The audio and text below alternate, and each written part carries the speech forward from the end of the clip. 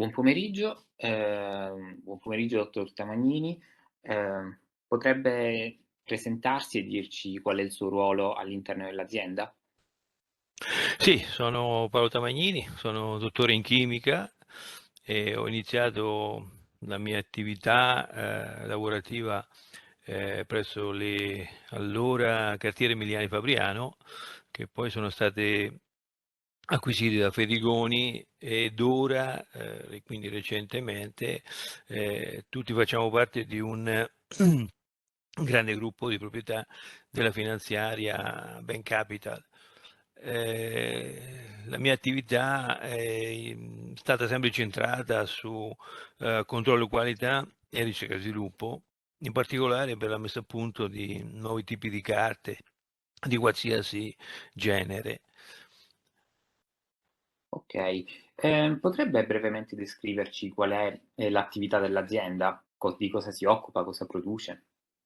Sì, il nostro gruppo è sicuramente uno dei più importanti d'Europa e del mondo. Del gruppo fanno parte diversi siti produttivi dedicati a moltissime tipologie di carta, tra questi, proprio limitandosi solo all'Italia, possiamo citare i siti di Fabriano, Pioraco, Verona, Varone, Arco e Cordenons, che coprono, diciamo, gran parte dell'Italia centro-settentrionale. Ognuno di questi stabilimenti ha le proprie specialità produttive che possiamo classificare come naturali e patinate, questa diciamo grande suddivisione. Le patinate ovviamente, come è facile comprendere, sono carte sulle quali viene applicato un trattamento superficiale particolare per ottenere delle funzionalità specifiche di utilizzo. Ehm, Alcune carte particolari, diciamo, possiamo chiamarle quasi specialità del gruppo, sono carte di sicurezza, carte packaging di lusso, per uso artistico, per disegno tecnico, per stampa, inoltre anche carte adesive e prodotti termoformati. Questi ultimi si sono aggiunti da poco tempo e rappresentano una novità. In pratica la termoformatura ha delle affinità con la produzione della carta perché si usa cellulosa, ma per ottenere ovviamente, in questo caso, oggetti tridimensionali, come ad esempio dei vassoi. Quindi si può parlare di un'evoluzione della tecnologia cartaria passando da 2 a 3 dimensioni. Quindi questo è grosso modo, semplificando ovviamente, tutto quello che produciamo all'interno del gruppo come carte e similari. Mh-mh. Bene. Quindi per quanto riguarda invece, la vostra produzione, quali sono le azioni che state svolgendo, che comunque prevedete di iniziare a svolgere, ecco, per ottimizzare la vostra produzione da un punto di vista, ambientale, quindi per avere una produzione più ecosostenibile? Quali sono queste misure che state adottando? Sì, effettivamente il gruppo è molto attento e fortemente orientato verso la tematica della sostenibilità. Anche i premi aziendali che vengono concessi sono motivati a seguito dell'ottenimento di obiettivi legati alla sostenibilità. Tra l'altro sta entrando in funzione il grande Innovation Center a Verona, dove verranno sviluppati a livello di gruppo i progetti più importanti per la sostenibilità. Vale la pena di citare alcune iniziative di rilievo come per esempio ecco, lo studio relativo all'eliminazione dei PFAS, ovvero composti fluorurati, che sono anche definiti forever chemicals per la loro grande stabilità.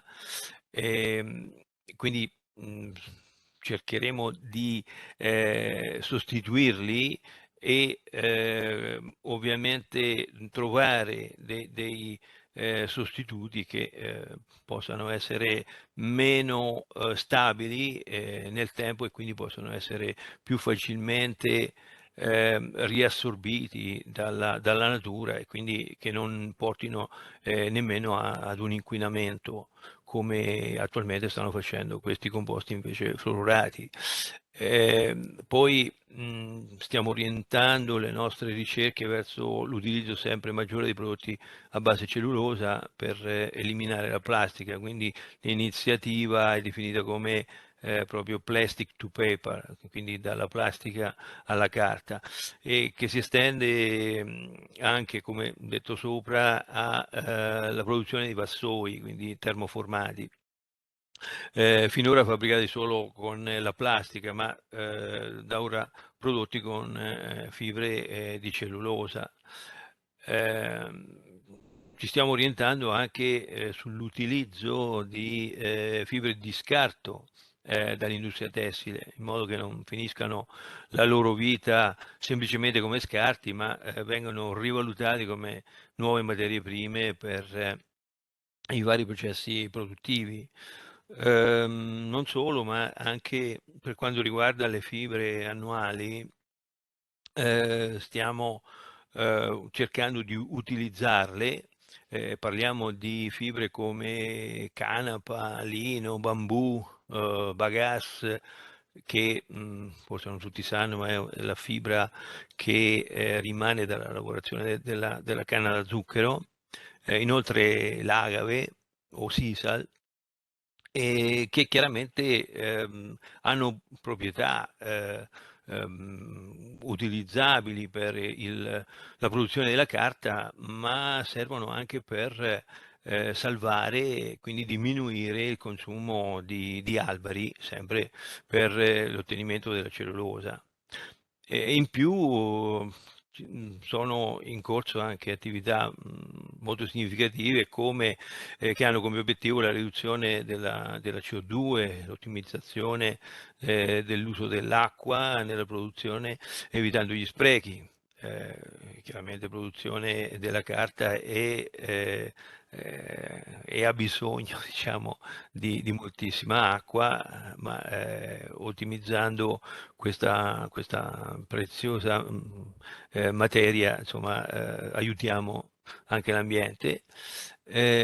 Poi c'è anche la valorizzazione di fonti alternative di produzione di energia, come ad esempio l'idroelettrico, che in particolare nello stabilimento di Pioraco costituisce una fonte di energia di grande rilievo per lo stabilimento. Okay, bene, grazie per l'intervista e grazie soprattutto per averci, mostrato l'esempio della vostra azienda e come questa si stia comportando, ecco, per essere più ecosostenibile. Grazie. È stato un piacere. Arrivederci.